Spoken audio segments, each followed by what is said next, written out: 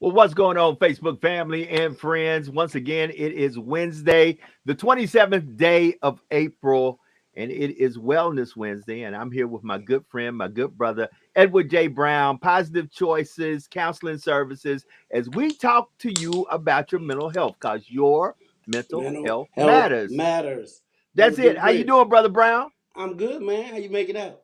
Man, hey, it is another day. I am blessed to be in it. Of Yes, course, sir. here in my humble city of Mm-hmm. residency is Lafayette, Louisiana, and its Festival Mm-hmm. Internationale kicked off tonight. So everybody Oh, is at the largest free festival in the United States of America, where you can walk around, enjoy good food, good music, oh, and good goodness. times.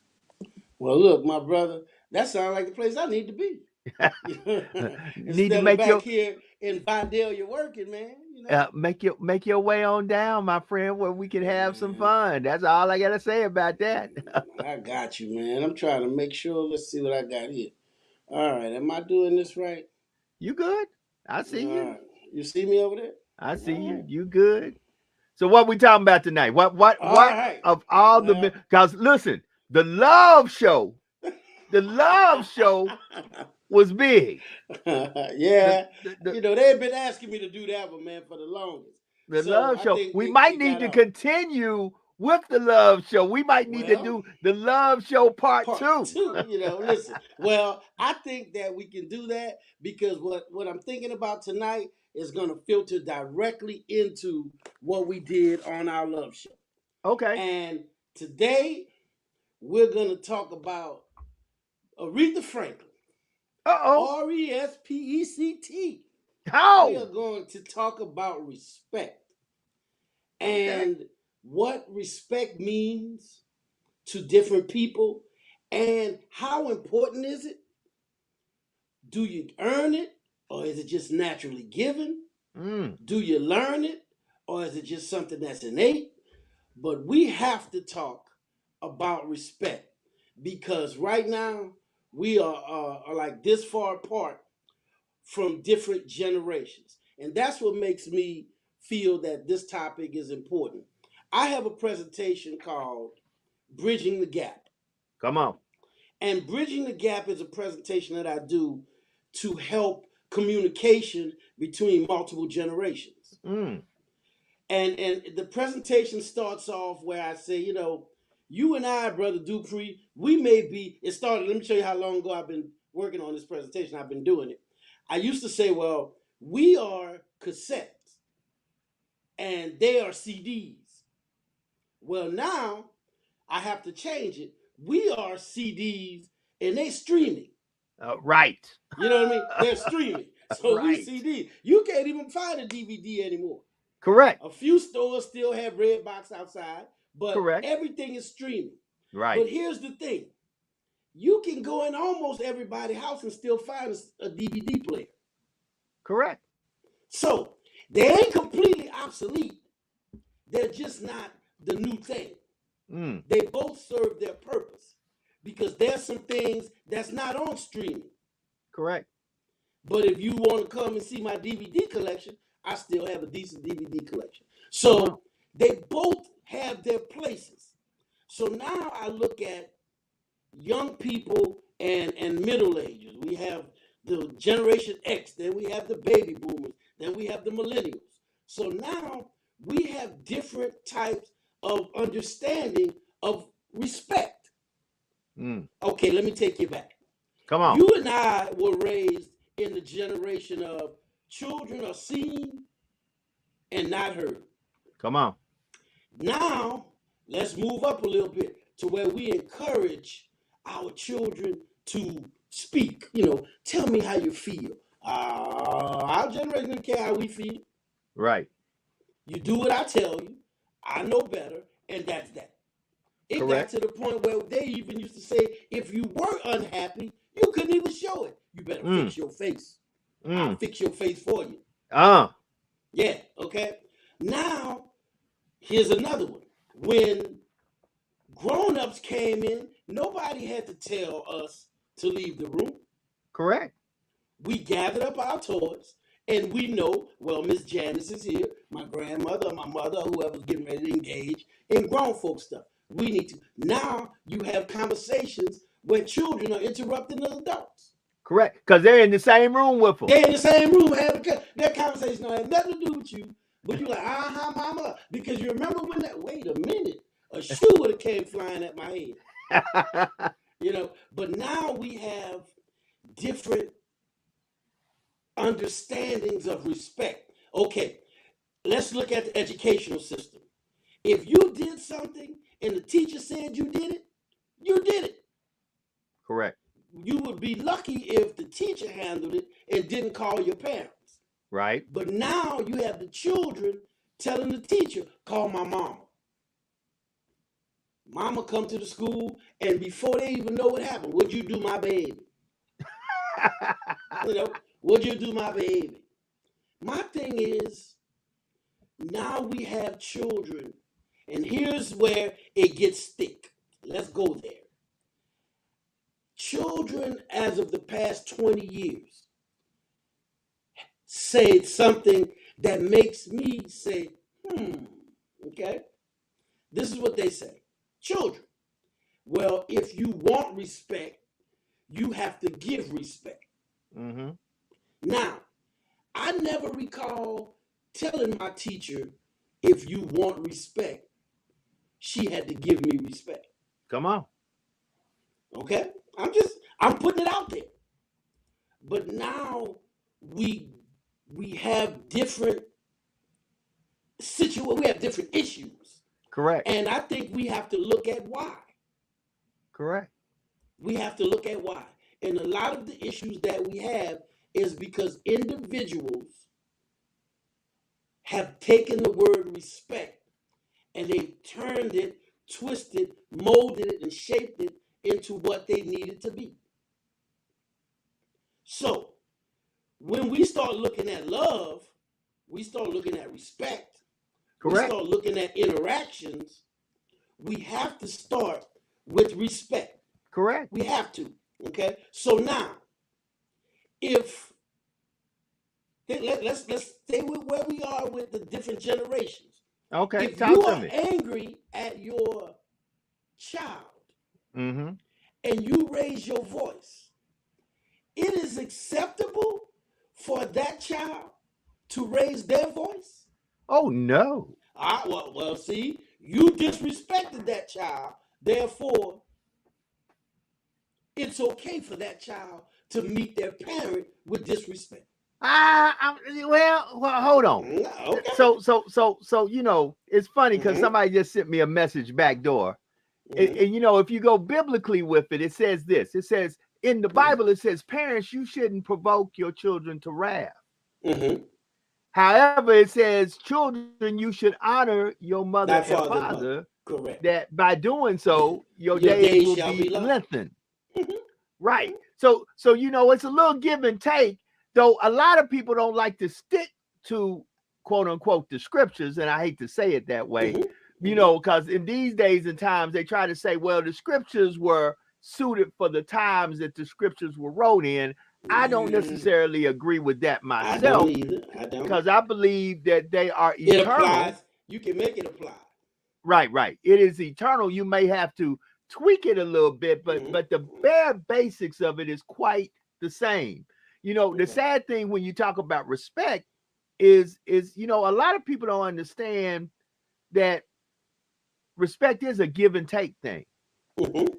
Mhm. And some respect is implied. Like, for example, like you said, as a parent, you shouldn't have to demand the respect of your children. Correct. However, you must be respectful around your children and set the example of Mhm. what a man or a woman should conduct themselves, that the children say, this is what I need to model myself after. Well, like we always say, in order to be respected, you must be respectable.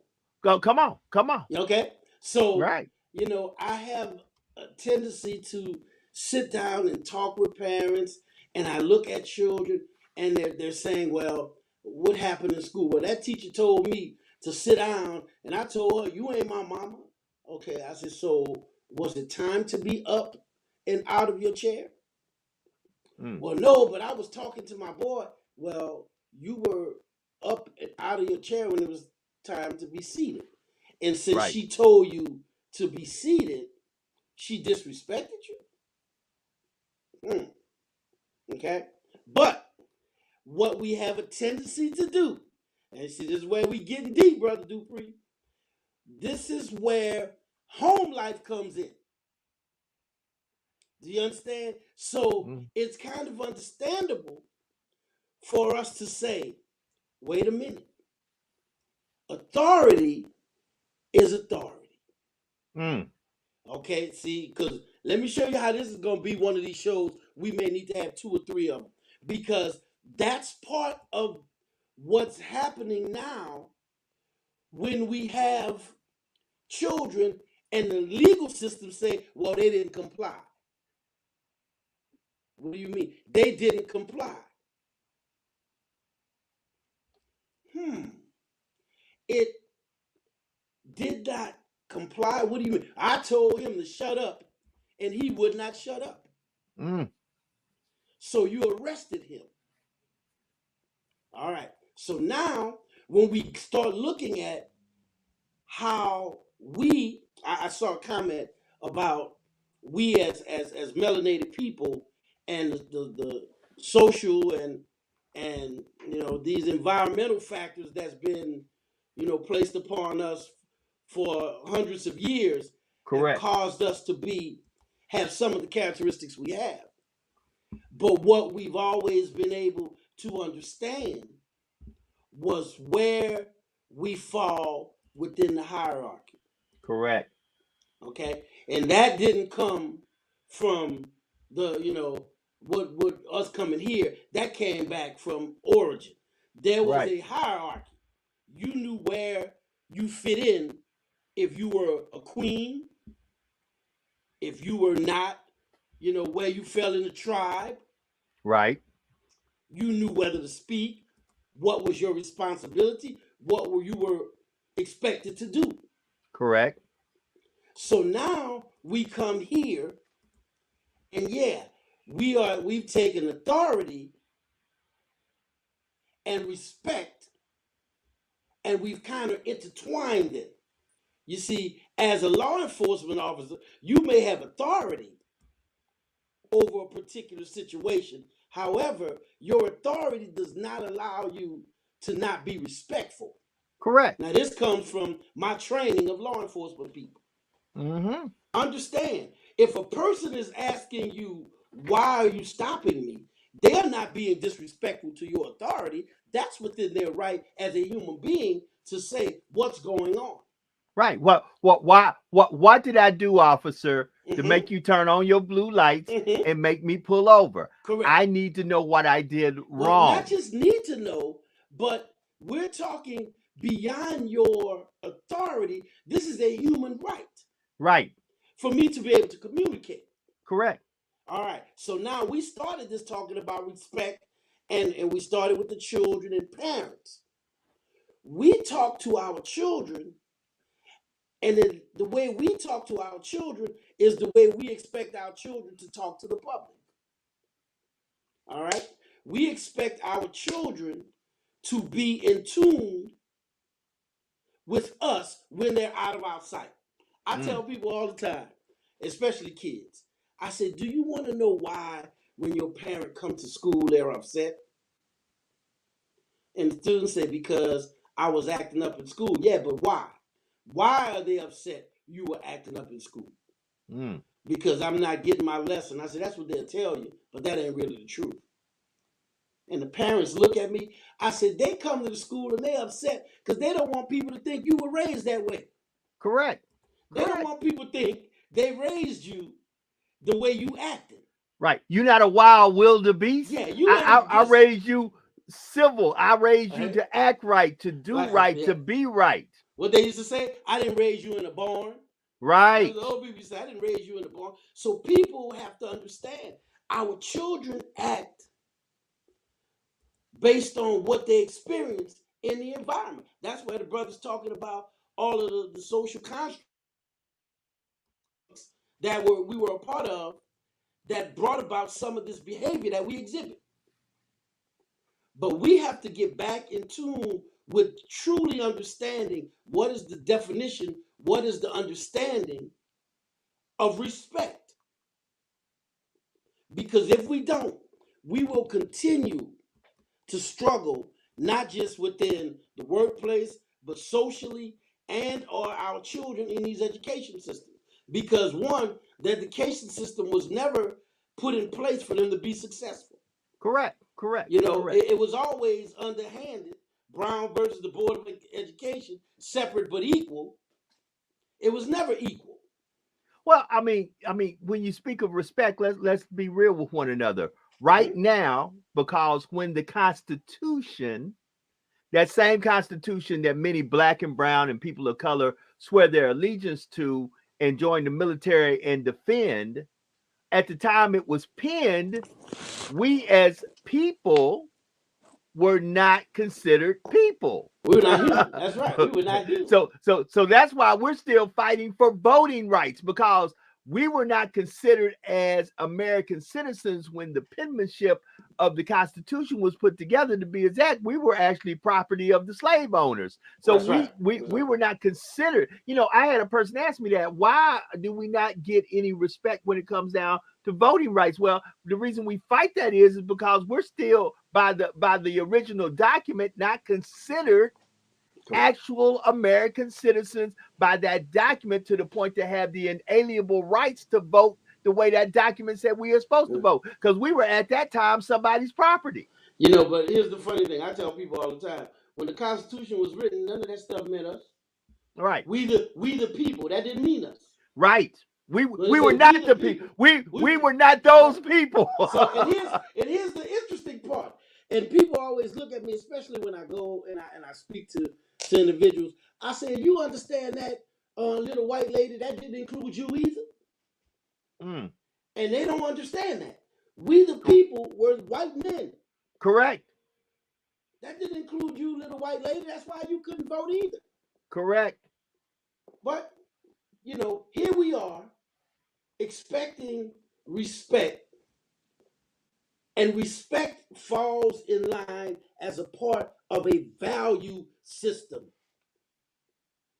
Do you understand? You knew when you were, I'm thinking about the streets of New Orleans, and me and my friends, man, we would be out there and, you know, we just a cussing, you know, and I'm talking teenage years, you know, and we cussing. But if somebody walked by, an adult, an elderly person, it's amazing how that switch in your head just automatically turn off.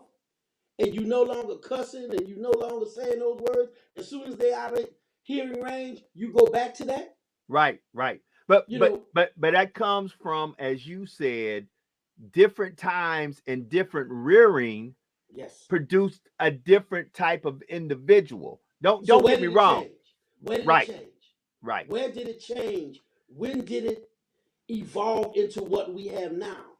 Where we have old young people being disrespectful of the elderly.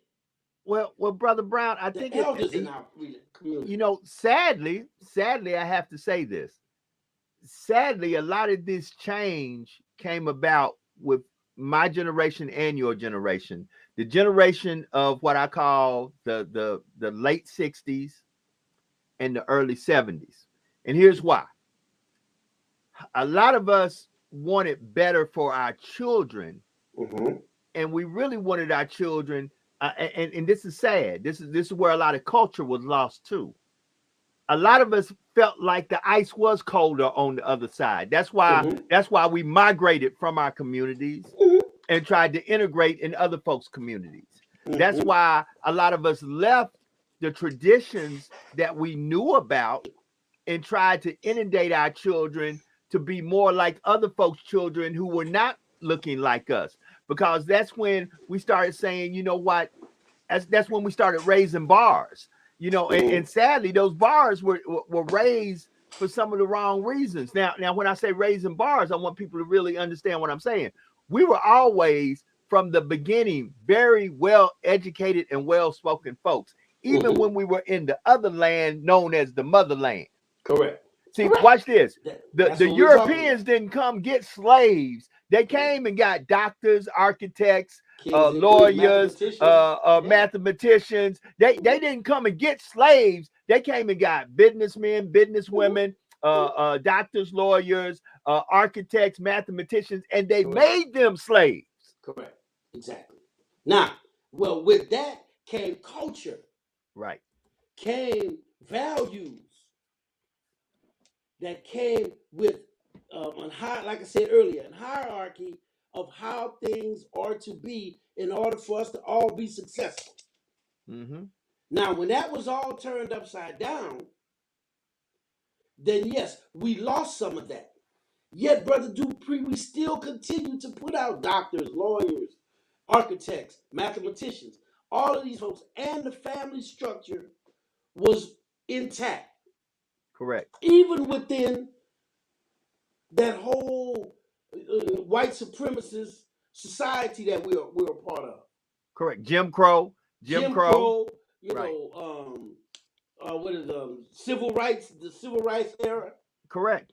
But what ended up happening when things changed was when we started to turn our aggression inward. Right. You know what I mean? So as now, Malcolm said, who taught you to hate yourself? Yeah. Right. So now I don't respect my grandmother, who is the matriarch of our family. I don't respect my grandfather and what they have to say and what they bring to my life. Right. So as I look at what's going on, it makes me scratch my head and say, we dropped the ball because we no longer require children to maintain the values that were passed on from generation to generation to generation. That's why you said we decided we wanted better for our children. At the cost, at this cost. Right. At the cost of us not sitting down at the breakfast table and the dinner table anymore. Mm-hmm. That's my point. At the cost of us not having those conversations. When did better become different? Right. Just because it's different doesn't mean it's better. Come on. And what ended up happening was we changed to something different and not better. If my friends come over, there is nothing for you in the conversation we're about to have. I'm not going to tell you to get up and leave. You need to get up and go to your room. Right. First of all, you got a room to go to. Right. Now, you can say your hey, uncle, hey, because my friends my brothers are my brothers, like you, my brother. Right. So they would say, hey, uncle, and boom, they go into their room. Now, if it was a situation where we're about to watch something on TV, I would say, look, you and your brother, y'all can sit there on the floor in the corner, grab your blanket and lay in front of the TV, because I remember Michael Jackson had his concert from Budapest. Come on. And man, we had a house full of people and we had food and, my kids laid right in front of the TV and laughed at us and how excited we were about Michael Jackson. My daughter was a big Michael Jackson fan because whatever I liked, she liked. Okay. So she loved, and then it just so happened to be on her birthday. That concert was on her birthday. I said, Michael Jackson doing a concert just for you. But they were able to understand I did not change how they were to be respectful because I wanted it to be different. Mm-hmm. Yes, I wanted my children to have a better life, but there were some things in my life that wasn't bad. Right. So I was not going to take that out. What you wasn't going to take? Communicate. Okay, wait a minute. Be respectful. Mm-hmm. So let's talk about that because there are some traditions that we have to preserve. And maybe that's where we're making the mistake at. And That's this is where we deep falling short. with respect. You know, there are some traditions like the tradition of having a meal together at least once a day that many families of color don't do anymore. You know, when I was growing up, I was guaranteed to normally have breakfast in the morning with my mother and father. And that was either during school or not during school. And we definitely had a meal in the evening together where there was some conversation. How was your day? You know, what is going on? What is this? What is that? You know, and really a lot of us at the sacrifice of better jobs and the hustle and bustle and the flow and go, we really allow TV and technology to start raising our children. That's who they had dinner with. They Right. had dinner with, Housewives of Atlanta. Right. Correct. You know, they had dinner with Basketball Wives. Black Ink. Loving hip hop. Right. Yeah, that's who they had dinner with. So, we have to start looking. That's why the art of communication has died. Right. To sit down and have a conversation. What are we talking about? Right. We can talk about whatever you want to talk about. Like what? I was going to go on and play on my tablet. Yeah, I know, but we having dinner. We have to get to the point where we have to understand just because it's old does not mean it's bad. It needs to be changed. Come on. I think that what we did was we lost our value system. And when I say that, what I mean by what's valuable in our system. You see what I'm saying? When we start looking at what is a value system, what is valuable in your system? To me, my relationship with my grandparents, my relationship with my parents, the way we interacted, these were the things that were valuable. Those were where I received my coping skills, my ability to think, problem solve, all came from that. So now we want better for our children. So what I'm going to do is buy him a 70-inch TV for his room. I'm going to buy him this computer with super fast speeds so he can surf the World Wide Web. Right. I'm going to buy him a $3,000 cell phone so he can stay in contact with everybody but me. Correct. And then I'm going to put all of that in a fantastic 15 by 15 room that he can keep the door closed because he deserves his privacy. Right. That's another thing. I don't recall this. You know, I can't walk into a room in my house because it's your room. They don't have no room in my you house. deserve your privacy. Yeah, this everything in here belongs to me. Right. Until you pay the bills. Yeah. It's mine. Yeah. And here's the thing. I don't want you to pay no bills here. I'd rather you get out. Right. If you can pay some bills, go pay the bills at your own place. Correct. Because there can only be one alpha. Man. There can only be one alpha. There can be one alpha lion in the pride. There can only be one Mufasa. And Mufasa has to leave before Simba can take over. And you got to always watch out for Scar. Exactly. Scar is still lurking. That's right. So, as much as we may be making light of it, it's the truth. We have allowed this deterioration to happen because we thought we were making something that was not broke better. Right. We were fixing something that was not broke. I'll never forget those days where my grandfather would walk down where me and my friends were and was saying, "What y'all doing?" We was doing this, we doing that, and we're like, "What?" And our grandfathers and the men from the neighborhood would interact with us and make sure what y'all doing. And let me show you how to fix that. You're fixing your bike? Go get this and go get that. Let me make it better for you. And then they would watch us play on the stuff they just taught us. Right. So you mean to tell me it's okay when that man said, "Hey boy, stop doing that," for me to say, "Look, shut up, you ain't my daddy." Oh no. Mr. Stevenson and a whole bunch of other men in my neighborhood that wasn't my biological father would have knocked me out. Correct. Hold it. And went and told your daddy who would proceed to have knocked you out again Twice. for being ugly to the elders. Now, we allow our children to do that and speak disrespectfully and uphold that nonsense in the school. Correct. We took something that was not broke. Hold it. And we changed it. And it's crazy because let's just be real about it. I have this conversation at my job, and we really need to dive into this. And we'll probably even come with a part 2 to the respect and the love with this one. Exactly. But you know, everyone who was built on the old school building blocks of education, the modern day education system really ran them off. Absolutely. Ran them off. Said, hold up. You're being too hard on the kids, blah, blah, blah. But look what we got going on. Prime example. I want to bring this up. Today, in Baton Rouge, Louisiana, made the news. McKinley High, fights all day long. They had such a large police presence at McKinley High, you would have swore there was a terrorist attack. Now, here's the interesting thing. We're gonna get. Let me take what you said. We took an education system and we made it where it's difficult to educate the kids.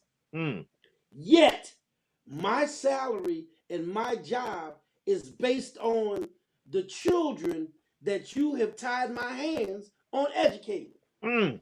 So, if they don't perform well on certain tests, I lose my job. But if I'm hard on them so they can do well on tests, you come down on me. Does that not sound like a system that is intended to fail? It does.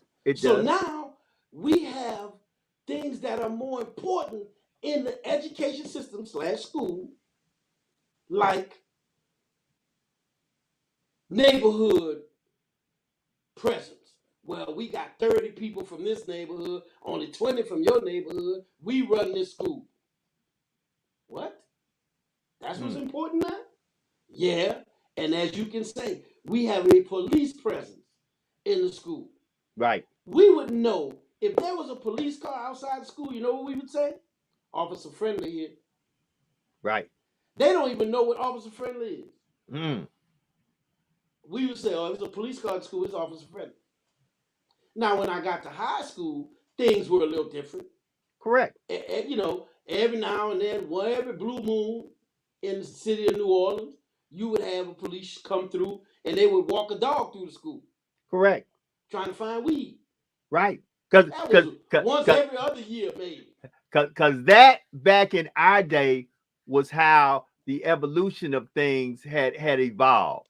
It went from, you know, folks was smoking a little weed, bring a little weed to school. Then you might have a few folks trying to sell a little weed at school. Correct. You never knew what was going on. And listen, I'm glad you brought up something about the teacher. I want you to bookmark this. This is something I really want us to think about also. And I think it needs to be thought about. You have individuals, when they talk harshly to the students about their performance in order to make them to perform better in the classroom, they are shunned by the system and by the schools. However, on the athletic side, well, I have seen some individuals talk to badly, terribly, in the sake of a touchdown, a basket, or a home run, or winning a track event, or bringing home the bacon and the trophy to a school in some event. I've seen some people talk too harshly on sidelines and benches, and there was no complaint made. So I come to ask myself, are we more interested in individuals who can run, jump, and toe the ball than we are individuals who can think and begin to manifest a whole generation of thinkers and doers? Let me ask you this, Brother Dupree. I'm going to answer your question with one question. Okay. You already know the answer to that question you just asked. Come on. Want to know why? Why? How many athletes do we put out with college degrees that can't read? Come on. Up. All right. Ding, ding, ding, ding. I'm gonna say that. How many college athletes do we put out with college degrees that can't read? So, of course, it's more important how high you jump, how fast you run, and how far you can throw. But what's worse for me, see, that right there was your, as I always say, that's your soapbox. Here's my soapbox. I don't care how good my son can jump, how high he can jump, how fast he can run. You are not about to graduate my son if he can't read. Come on, that part. That's me. That's You my gonna educate responsibility. my son. Right. If you can't educate my son, he can't play for you. Correct. Now, I look at those people whose sons were going to the next level. And they go to school and they graduate from college, make it to the NFL, and they can't even read the contract they get. I blame the parents on that one. You have to stand up for your child and say, wait a minute now. When his throwing days are done. Brother Brown, can you say that again? There's some people that are in the cheap seats, all the way back in the mini dome at the top. If you can't educate my child, he cannot run for you, he cannot throw for you, and he cannot catch for you. You cannot and will not have him graduating and he cannot read a contract that is going to be seen on the next level. That's not going to happen. If you can't educate him, he can't play for you. But we pimp our children. We pimp our athletes to the highest bidder.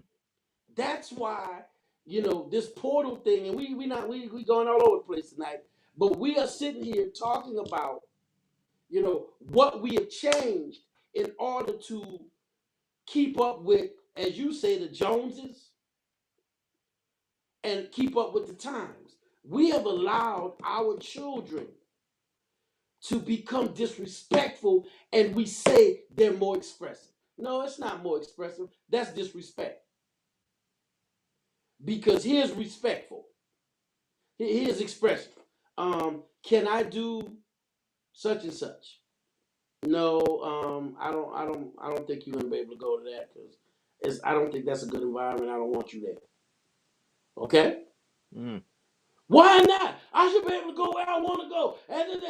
See all of that right there? Right. You asked me a question.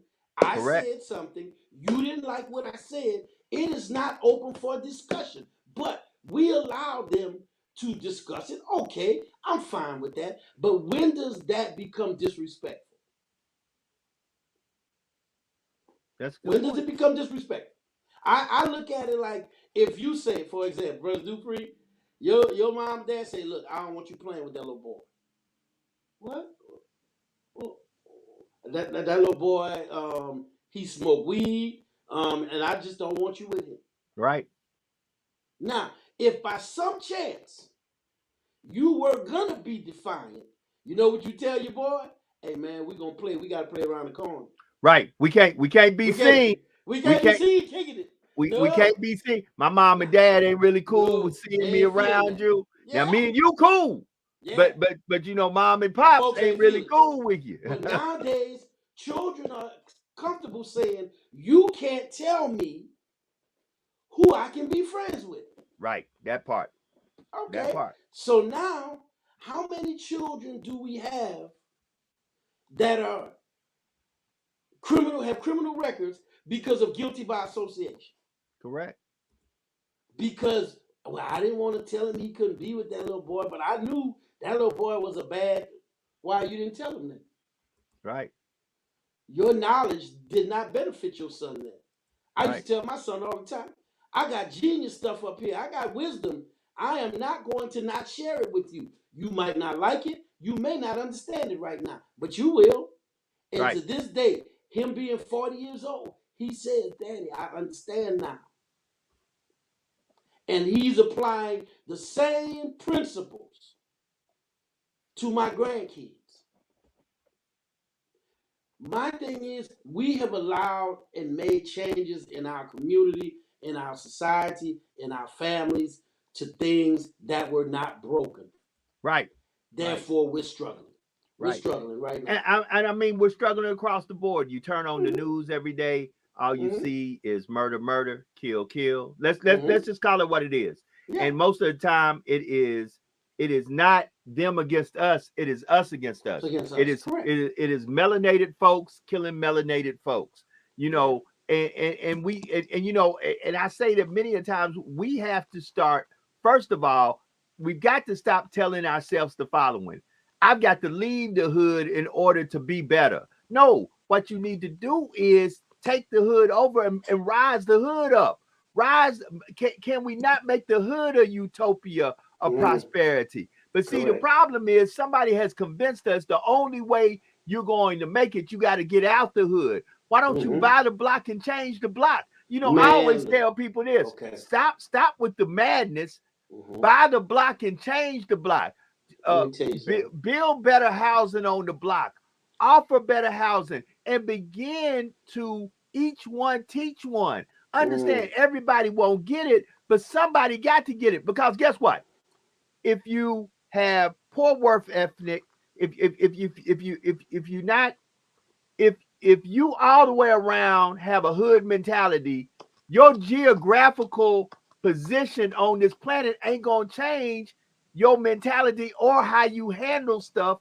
Moving over to the other side of town in a $500,000 house ain't gonna change you hood if you don't change the inside you and the inner philosophy of you.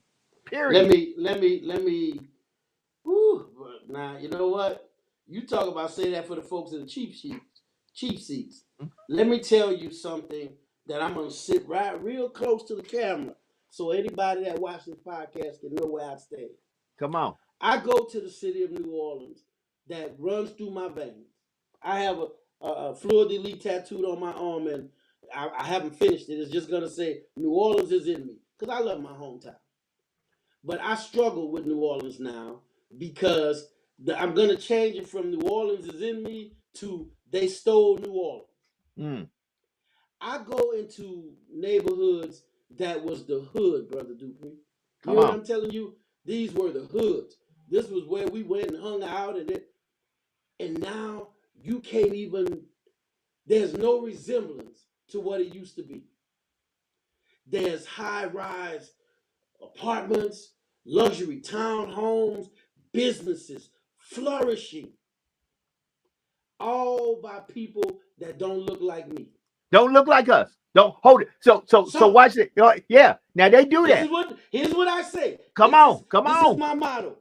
If that was there and available for them, why not take that money and pump it into the people that was there for many generations?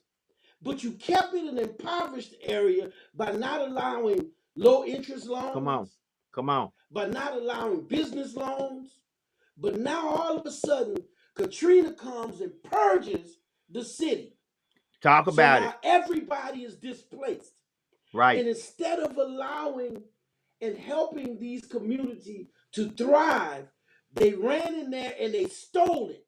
Right. For pennies on the dollar. The people, Miss Janice been living in this house. Her mother lived in that house for almost 100 years. Now it's a massage and oxygen bar. Come on. That was Miss Janice's house. Right. Why? What happened to Miss Janice? Why didn't she come back to her house? Well, because when Miss Janice came, you did not give Miss Janice enough money to fix up her house. Right. And because Miss Janice didn't have a lot of money in the bank, she couldn't qualify now for what you priced the house to be repaired at. Come on. So she sold her house for pennies. Gentrification is real. New Orleans is textbook stolen by people and I'm going to give you a street. Go down Ferret Street.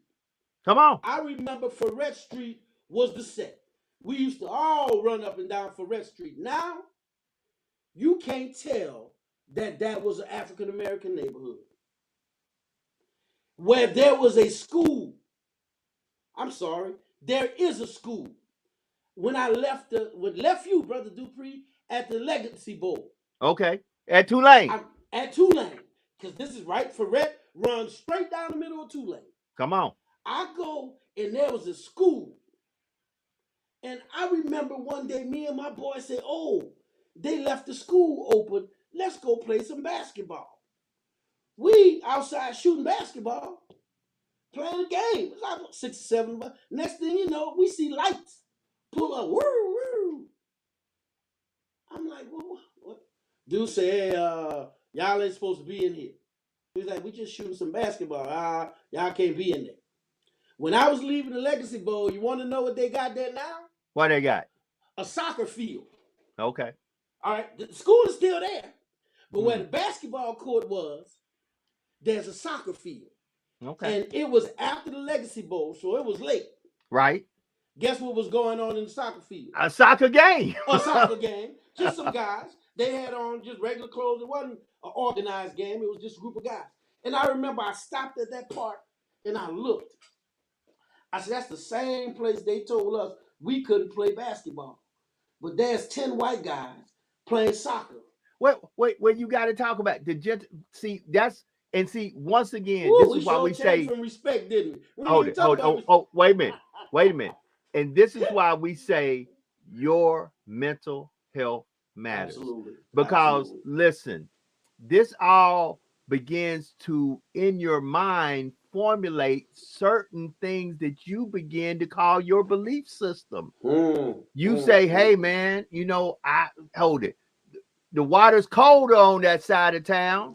Yeah. And that's why I need to see. But once again, we lose what I call one of the most important things that I think we've always had as a people from the beginning of time. And that was strength in numbers. And if you dilute those numbers, then the strength dissipates. And and when you look at it, it's really sad because they always find one of us to go get one of us. Oh yeah. Prime example. What did Malcolm say? You can always find one Negro to say whatever the white man is saying. Right. Watch this. Give you a prime example. We just had soon to be, once the individual steps down, the first African American female Supreme Court justice take her place on the Supreme Court. But of course, there was a few Republicans that said, okay, she's qualified. I vote for her. But then the one Republican that looked like you and I,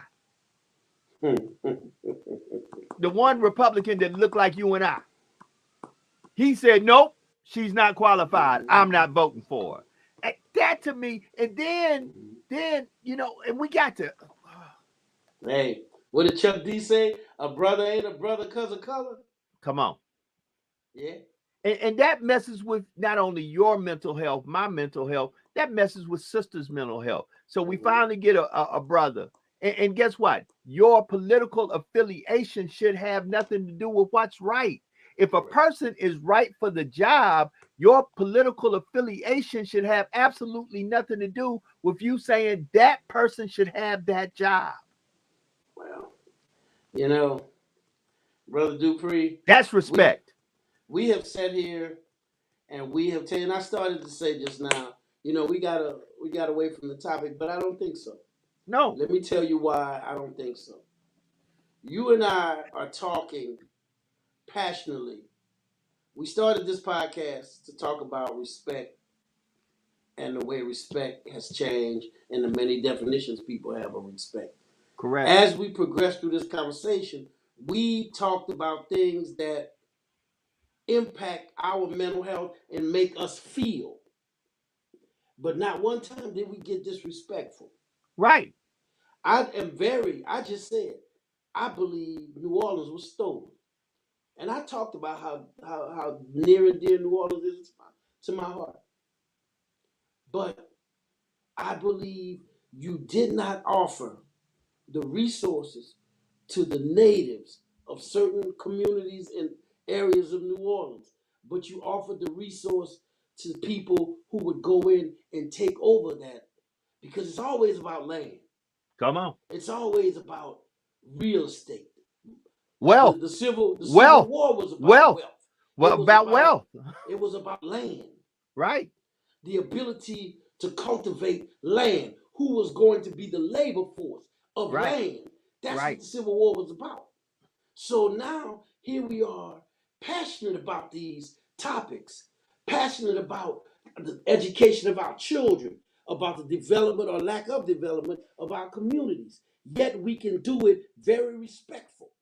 Correct. We didn't cuss any race of people. No. We didn't damn any nationality of folks. Correct. We talked about something that is passionate to both of us respectfully. And that's hard to do when you feel deeply and passionately about something. You know, I'm working on a new show, Mhm. and on that new show that I'm helping produce for somebody else, we have a simple philosophy: all facts and no fluff.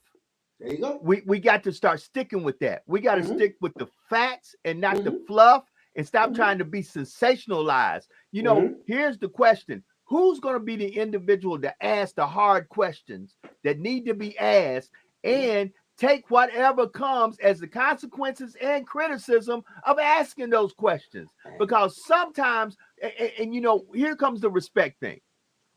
Sometimes, respectfully, we're too busy trying to be the next big sensation instead of giving out the facts that can help us grow as a people to get to the next level. You remember we talked about it. We talked about a diamond versus a cubic zirconia. Come on. You can have a diamond this big Mm-hmm. and a cubic this big. This cubic that's this big ain't as valuable as that diamond. Come on. That's the part. So my thing in question is, as long as we give out good information, factual information, and information that's going to better the quality of the people's life that watch this podcast, I'm in. Right. And When that's what we do. giving fluff, we start giving fluff, and we start diluting it, watering it down. I got, some other things I need to be taken care of. Right. We both do, and that's why I want to tell people this. And you know, I've got a few little cliche sayings that I've picked up from some great people in my travels in life, but one that really sticks with me is, family, we really got to get to the part of understanding this: people don't care how much you know until they know how much you care. And we care. And speaking about caring, this is where I tell you, listen, let me put it up there. If right now you have some mental health issues or some counseling issues, and you need someone to talk to, someone who will be there for you and help you through the process, I just put the website up, positivechoicescounseling.org. Man, when time flies with us lately, and that lets me know that we definitely talking about things that are important, things that need to get to our community. But I would be remiss if I didn't tell you why we're really here also, to get you the help you need in case you need help. Because many a times people who are melanated don't know that there are people out there who are melanated also that provide these services to help. Now watch this, family. Now I want to really talk about this. You got a lot of folks out there that go get a lot of training. And I respect everybody in the craft. Life coaches, everybody in the craft. But we're talking about clinical social workers, folks who have 4, 6, 8-year degrees. That have the psychological and the medical knowledge to understand that when you are talking and counseling individuals, this is more than just a conversation we're having to make you feel good. I'm trying to get you healed and whole. Because we say this all the time: a healthy you is a better you. And just like you need to be healthy with your physical health, you need to be healthy with your mental health. So positivechoicescounseling.org, definitely go there. You can see all the services that are provided. I would be remiss not to tell you that they offer services. They offer telemed services. And if you need somebody who needs that help, listen, suicide rate is sky high amongst melanated people. 72% increase over the past 20 years. That part. You know, I And I think about it, Brother Dupree, and the analogy that I have a Cadillac, a new Cadillac, and the computer system in the front of it is a touchscreen, mm-hmm, and it's called the Q system. right. That car purrs and runs like a dream. The Q system went out, and it didn't budge. Mm, Wouldn't start, wouldn't do nothing. The Q system was out. The Q system is your mental health. You could be in the gym, working, doing everything, eating right and health. If you are not your best you mentally, you are going to struggle in this life. Everybody has something mentally that we could work on. I don't want anybody to hold their head down, to be ashamed, or be apprehensive about making a call of positive choices. What I want you to understand is that we have qualified mental health professionals. That's it. We don't do tutoring. We don't do all of the other stuff. This is not paid friendship. This is professional counseling services. I want you to feel comfortable about picking that phone up and talking to someone and saying, you know what? I need someone to walk this journey with me through the life cycle. I'm having a hard time on the job. I'm having a hard time within my family. I'm having a hard time just with myself. Can you help me? Absolutely. We have to normalize reaching out for mental health services like we've normalized getting new pairs of glasses like I did today. Like we do if we have a problem with our feet. Or ladies, if you have a skin issue, I see y'all run to the dermatologist by the dozens. Why not when you have a hiccup and you're not feeling your best mentally? It does not mean you're crazy. It just means you're smart enough to take care of your mind the same way you take care of your body. So, Brother Dupree, on that note, I think that this topic that we've opened the can of worms of today for the past 2 weeks, we told them things was going to start picking up. It was going Yes, to get sir. hot and heavy. Yes, sir. Last week, the love topic, the love show, was one of the most tuned-in shows we've had. Right. This one, with respect, we are going to start and we're going to combine the two and we're going to talk about love and respect next week. Because until we learn to love ourselves, we can't respect others.